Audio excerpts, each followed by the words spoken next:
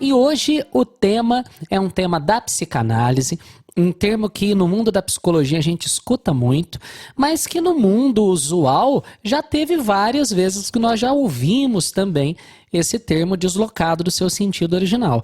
Hoje nós vamos falar sobre o recalque. Eu acho muito interessante que esse termo tem aparecido bastante, né, nos últimos tempos na música, né? Tem lá recalcada pra cá, pra lá, tem beijinho no ombro pro recalque passar longe. Então a gente vê esse termo ser usado, mas deslocado do seu sentido original.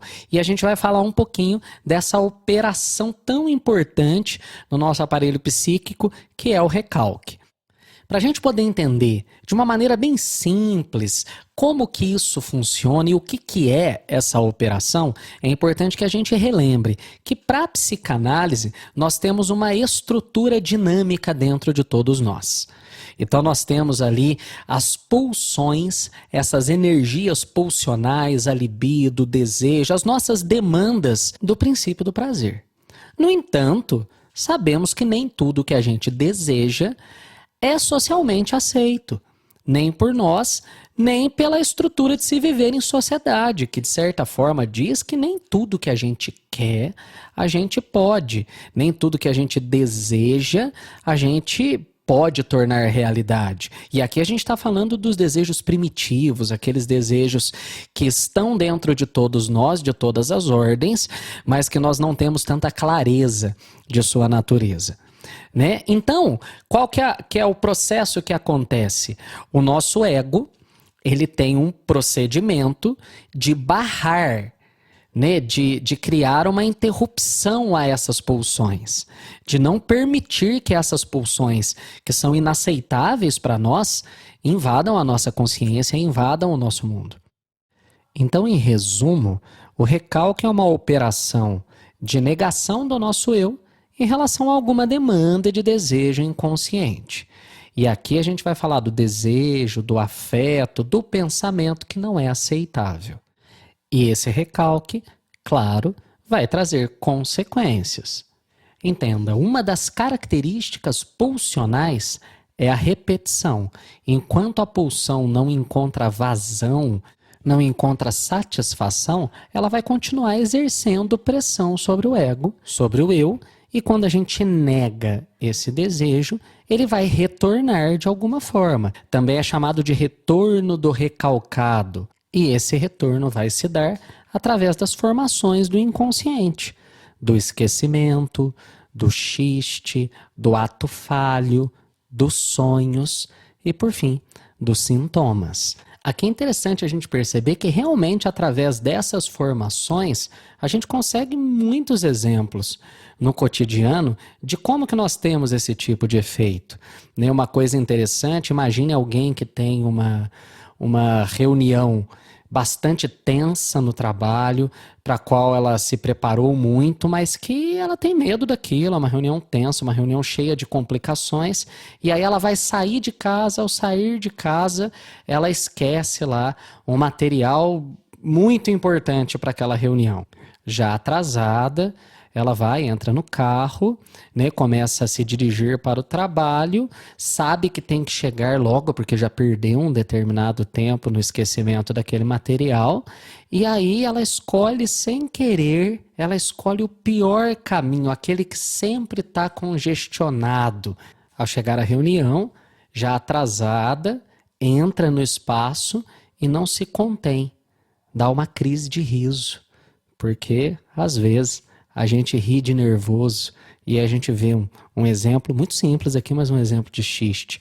Perceba, desde o início, o inconsciente não quer nada que não gere prazer.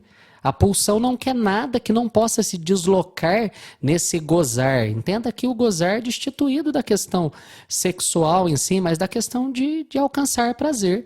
Ele não quer aquela reunião que oferece risco a ele, mas é inaceitável que você não vá a uma reunião que é de sua responsabilidade. Claro que aqui eu estou criando um exemplo super simples, né? Super aqui quase que simbólico, para que a gente perceba esse tipo de ação no nosso cotidiano.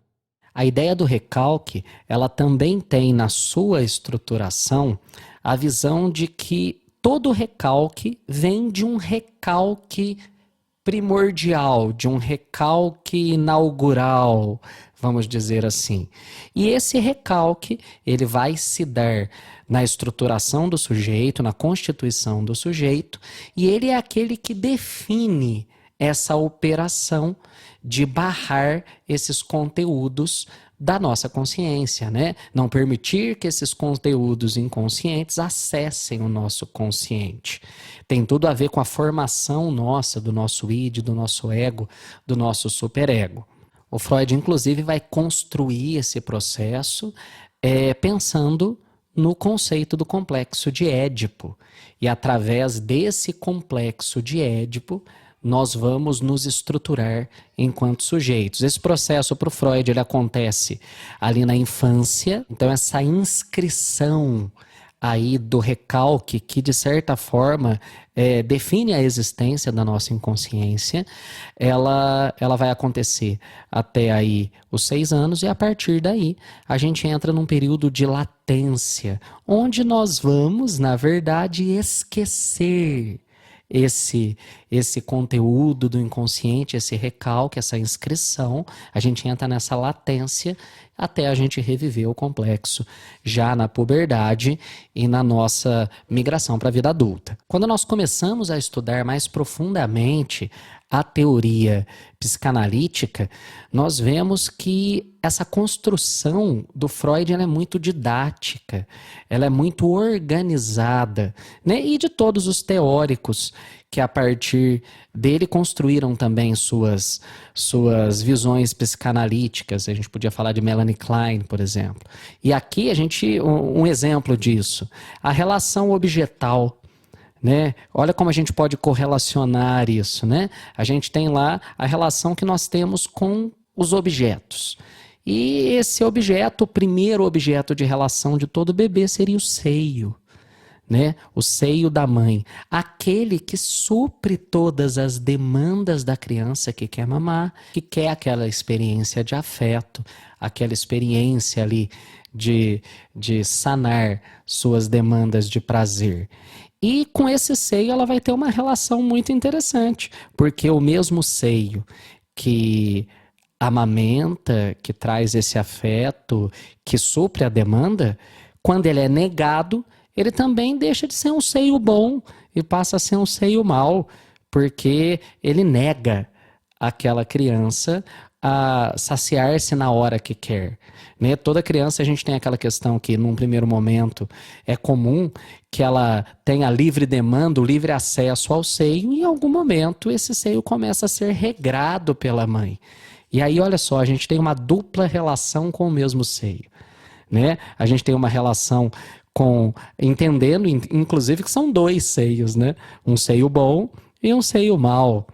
E aí é incrível a relação que a Melanie Klein faz, dizendo que quando o bebê percebe que o seio bom, que supre suas demandas, e o seio mau, que a priva, né, de se saciar, é o mesmo seio, essa criança experimenta pela primeira vez a culpa. Porque aquela hostilidade que ela fez, aquelas pequenas mordidinhas e bater no seio porque ela queria o mamar naquele momento e estava sendo ensinada que não era o momento, ela se sente culpada, porque esse mesmo seio que ela hostilizou é o seio que também traz afeto, que supre todas as demandas dessa criança. E aí a gente tem a origem da culpa e a psicanálise vai entender que todas as outras culpas têm relação com essa primeira inscrição de culpa. Então perceba que essa noção de repetição, ela é muito cara à psicanálise. Também é legal a gente notar que é através do insight, da retomada de consciência, de poder trazer para a consciência esses materiais e essas crises de barramento que a psicanálise no seu processo vai construir a sua atuação terapêutica, de libertação, de assumir uma nova postura frente a essas demandas, de tomar conta de vez do seu eu, do seu ego, de saber mediar melhor tanto essa demanda de desejo que vem, quanto a sua noção estruturada do que se pode e o que não se pode. É um encontro com equilíbrio. E aí a gente vê uma beleza muito grande no processo analítico da psicanálise.